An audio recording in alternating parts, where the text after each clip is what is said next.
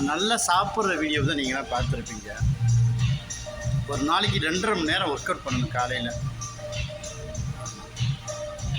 இது ஏன் நான் சொல்கிறேன்னா, எல்லோரும் சாப்பிட்லாம், ஆனால் அதுக்கு தகுந்த மாதிரி வேலை செய்யணும்.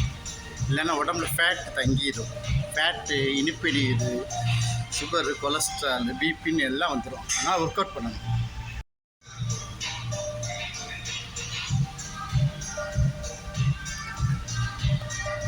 பார்க்க தான் இது பைசைக்கிள் மாதிரி இருக்கும்.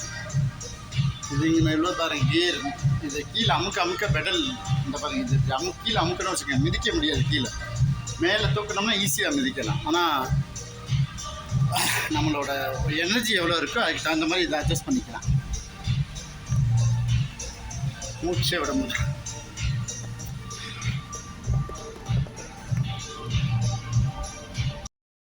நீங்களும் என்ன மாதிரி சாப்பிடணும்னு ஆசைப்படுறீங்களா?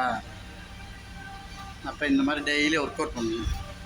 வேலை இருக்குது, என் கையில் ஜிம்முக்கு போக காசு இல்லை, அப்புறம் பிள்ளைகளை பார்த்துக்கணும், அப்புறம் ஏதாச்சும் ஒரு காரணம் சொல்லவே கூடாது. ஏன்னா இது உங்கள் உடம்பு, இது நீங்கள் தான் மெயின்டைன் பண்ணணும். ஃபோன் மட்டும் ஒரு நாளைக்கு எவ்வளோ பார்க்குறோம், மற்ற வேலையெல்லாம் பார்க்குறோம், டிவி பார்க்குறோம், எவ்வளோ டைம் ஃப்ரீயாக இருக்குது. சும்மா இருக்க டயத்தில் ஒர்க் அவுட் பண்ணிடணும். நம்ம நல்லதுக்கு தானே. சில பேர்லாம் நினைப்பீங்க, நான் ஒல்லியாக இருக்கிறேன், எனக்கு எந்த கொழுப்பும் இல்லை, எந்த பிரச்சனையும் இல்லை.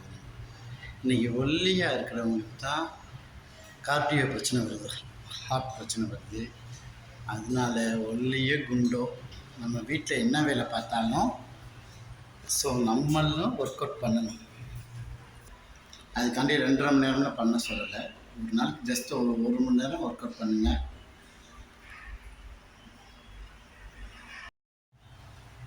ஒரு ஃபேமிலியில் ஹஸ்பண்ட், ஒய்ஃப், சில்ட்ரன் ஒரு 4 பேர் இருந்தீங்கன்னா ஒரு வருஷத்துக்கு ஒரு ட்ரிப்பு நீங்கள் பிளட் எடுத்து அந்த பிளட்டை பரிசோதனை பண்ணி அதில் உங்களுக்கு என்னென்ன சீக்கு இருக்குது இல்லைன்னு டாக்டரை பார்த்து தெரிஞ்சுக்கோங்க.